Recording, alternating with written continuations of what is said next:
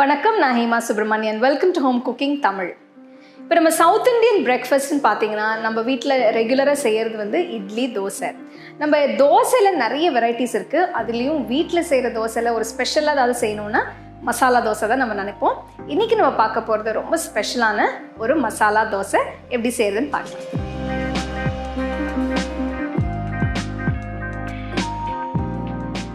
மசாலா தோசை செய்கிறதுக்கு முதல்ல நம்ம தோசை மாவு ரெடி பண்ணோம். இதுக்கு பருப்பும் அரிசியும் தனித்தனியாக ஊற வைக்கணும். இதுக்கு ஒரு பவுலில் 1/2 கப் இட்லி அரிசி, 1/2 கப் புழுங்கல் அரிசி, இது ரெண்டும் சேர்த்து சுத்தமாக கழுவி தேவையான அளவு தண்ணியை ஊற்றி ஒரு 3 மணி நேரம் ஊற வைக்கணும்.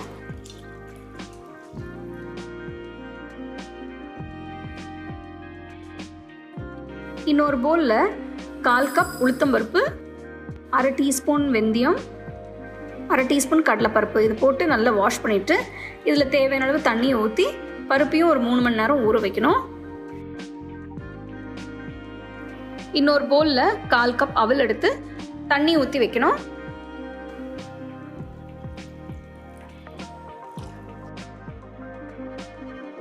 மூணு மணி நேரம் கழித்து பார்த்தோன்னா எல்லாமே நல்லா ஊறி இருக்குது அரிசியும் பருப்பும். இப்போ மாவு அரைக்கலாம். இதுக்கு ஒரு மிக்சர் ஜாரில் முதல்ல ஊற வச்ச அரிசியை போட்டு கொஞ்சமாக தண்ணியை ஊற்றி அரைக்கணும்.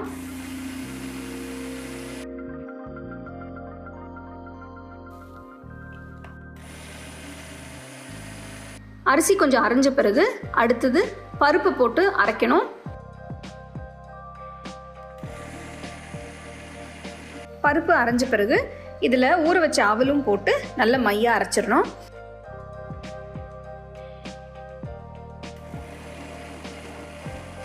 மாவு அரைக்கும் போது தண்ணி கொஞ்சமாக ஊற்றி நல்லா அரைக்கணும். மாவு நல்லா அரைச்சாச்சு. இது ஒரு பவுலில் மாற்றிட்டு இதில் 1 டீஸ்பூன் கல்லுப்பு போட்டு நல்லா மிக்ஸ் பண்ணி மாவை ஒரு 8 மணி நேரம் ரூம் டெம்பரேச்சரில் வச்சு பொங்க விடணும். இப்போ பார்த்தீங்கன்னா மாவு நல்லா பொங்கி வந்திருக்கு. அடுத்தது நம்ம மசாலா தோசை செய்கிறதுக்கு ஒரு கார சட்னி செய்ய போகிறோம். இதுக்கு ஒரு பேனில் 2 டீஸ்பூன் எண்ணெயை ஊற்றி இதில் 2 டேபிள் ஸ்பூன் கடலைப்பருப்பு, 1 டீஸ்பூன் ஜீரகம் போட்டு 2 நிமிஷம் வறுத்த பிறகு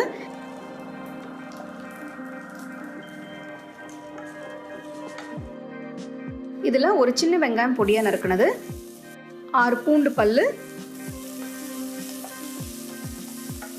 அடுத்து 15 காஞ்ச மிளகாய், இதெல்லாம் போட்டு நல்லா வதக்கணும்.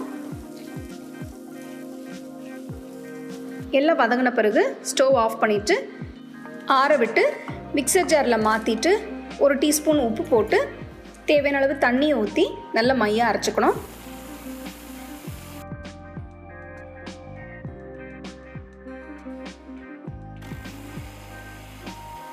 இப்போ கார சட்னி தயாராக இருக்குது. அடுத்தது உருளைக்கிழங்கு மசாலா செய்யணும். இதுக்கு ஒரு கடாயில் 1 டேபிள் ஸ்பூன் எண்ணெயை ஊற்றி இதில் 1/4 டீஸ்பூன் கடுகு, 1/4 டீஸ்பூன் உளுத்தம்பருப்பு, 1/4 டீஸ்பூன் ஜீரகம், கடுகு பொரிச்ச உடனே இதில் 1/4 டீஸ்பூன் பெருங்காயத்தூள், கொஞ்சம் கருவேப்பிலை போட்டு மிக்ஸ் பண்ணிவிட்டு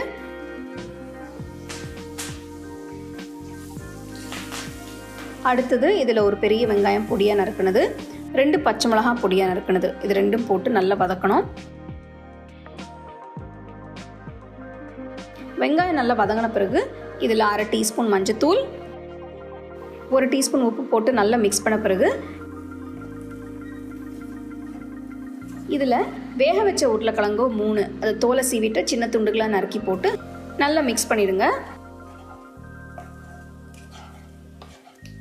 உருளைக்கிழங்கு பெரிய துண்டுகளாக இருந்தால் லைட்டாக மசிச்சுக்கலாம். அப்போ மசாலா உங்களுக்கு நல்லா சாஃப்டாக அருமையாக இருக்கும்.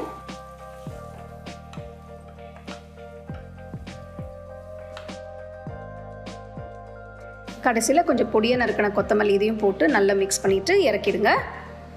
இப்போ உருளைக்கிழங்கு மசாலா ரெடியாக இருக்குது. அடுத்தது நம்ம மசாலா தோசை செய்யலாம். இதுக்கு தவா சூடு பண்ணி 1 கரண்டி மாவு எடுத்து ஊற்றி நல்லா சுற்றி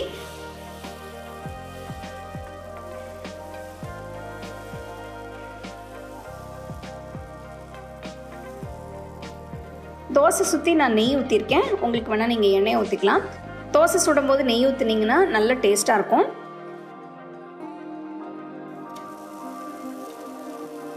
தோசை 2 பக்கமும் நல்லா வெந்த பிறகு உள் பக்கத்தில் கொஞ்சமாக கார சட்னி எடுத்து தோசை முழுசாக தடவணும்.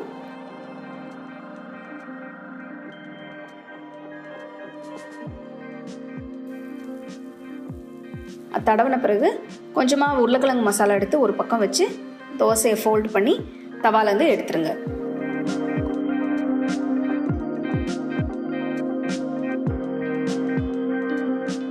ஸோ இந்த மாதிரி நீங்கள் மசாலா தோசை செஞ்சு நல்லா சூடாக சட்னி சாம்பார் வச்சு சர்வ் பண்ணலாம். அருமையான மசாலா தோசை எப்படி செய்யறதுன்னு பார்த்தோம். இது ரொம்ப டேஸ்ட்டாக இருக்கும். கண்டிப்பாக இந்த ரெசிபி நீங்கள் ட்ரை பண்ணி பாருங்கள். அருமையான மசாலா கீ ரோஸ்ட் எப்படி செய்யறதுன்னு பார்த்தோம். ஸோ இந்த தோசையில் ஹைலைட் என்னென்னு பார்த்தீங்கன்னா இந்த கார சட்னி. உங்களுக்கு இது காரம் அதிகமாக இருக்குன்னு நினச்சிங்கன்னா மிளகா கொஞ்சம் கம்மி பண்ணி இந்த சட்னியை செய்யலாம்.